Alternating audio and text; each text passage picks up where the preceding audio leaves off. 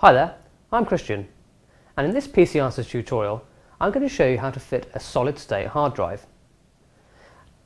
This is one we've got here.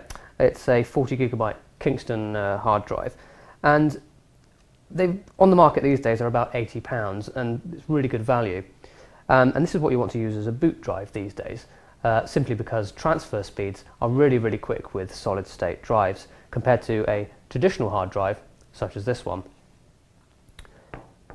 And as I say, capacity, because it's 40GB, it's absolutely ideal as a boot drive rather than all your other data. So that doesn't render the traditional hard drive useless, because if you have terabytes of movies, photos and music, you'll still want to use one of these to dump your files on.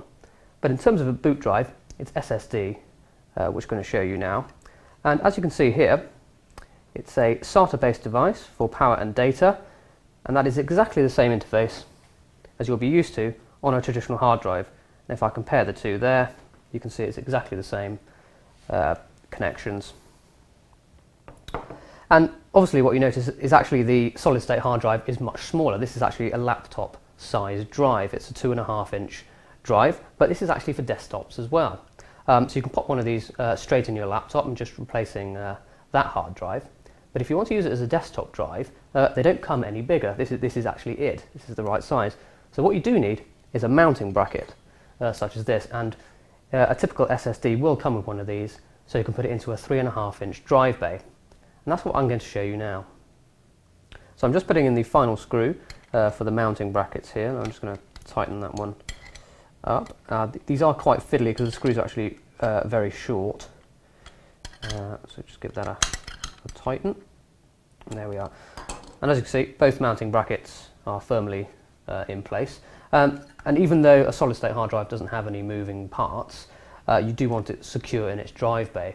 Otherwise, the fan in your machine may move the drive about, even though it's connected, and that might knock out one of the SATA cables, and then you will lose some power there. So it is best to keep it tight and slot it into one of your spare 3.5-inch drive bays.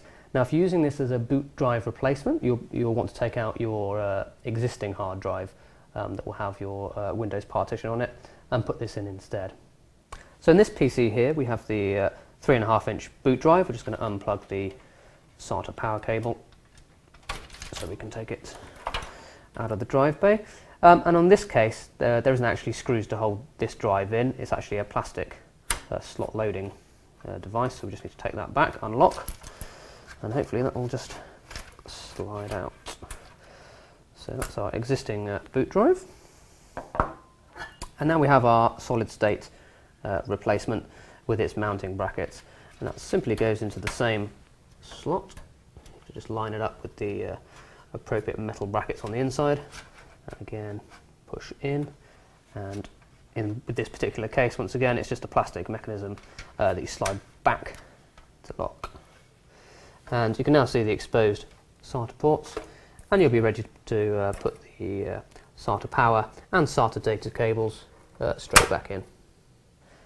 Now that the drive is in place and both the SATA power and data cables are connected, you're ready to reinstall Windows onto that drive. Or if you've removed an old boot drive and you want to actually clone that directly straight onto there, you'll find that most SSDs actually come with some cloning software, or you can buy something like a Acronis TrueImage, which you can use before you install the SSD to completely copy what's on here and put it onto there once that's installed. We also recommend that if you are installing an SSD, if you can, do leave some space in the drive bays above it. If you want to install another drive, try and find one that leaves a bit of a gap, just to help airflow to keep your system cool.